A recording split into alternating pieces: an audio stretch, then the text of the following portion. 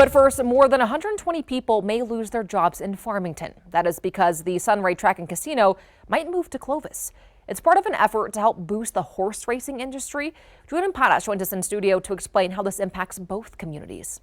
Sasha, the license owner wants to transfer those rights to Clovis and build a new track. The Racing Commission says this could be beneficial to the struggling industry, but people in San Juan County say this is more than just about business. We'd been blindsided about this. As far as we knew, things were going well at the Racino, and we had never been approached otherwise. San Juan County Commissioner Terry Fortner is talking about the licensing rights at the Sunray Park and Casino, potentially moving to Clovis for a brand new track. She says the county has leased the facility since 1997.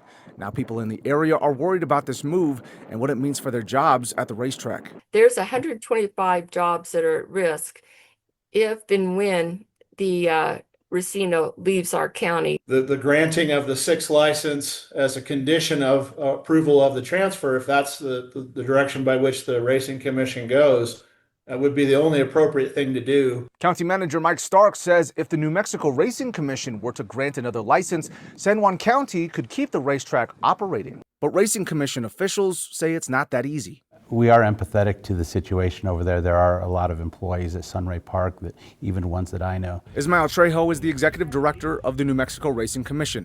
Trejo adds if there was an opportunity to grant this license, it would mean the horse racing industry would thin out more than it already has. You need the horses to make the show go, and if you don't have the horse population there, it's like having a circus with no elephants or clowns. The Racing Commission gave KOAT this report with the most recent data on racehorses in the state. In 2023, the report says 269 thoroughbreds made up the horse racing population. But in 2007, the total annual count peaked at 1,078, meaning owners are making this decision for the sake of an industry that is already struggling. We hate to see the families in Farmington lose their jobs. They have been given opportunities to relocate to Clovis should they want to. Based on the Racing Commission's numbers, Trejo believes this move would benefit the industry by increasing revenue and the number of races held per year. If this move happens, Commission officials say the potential increase in revenue could jump from $3.5 million to $16 million.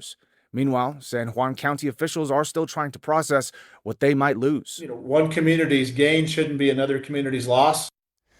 A proposed meeting will be held in Clovis on December 22nd. The commission will visit the proposed construction site and listen to public comment then. For KOAT Action 7 News, I'm Julian Paras. Julian, thank you. The Racing Commission says the thoroughbred horse population has declined by 75% since the early 90s.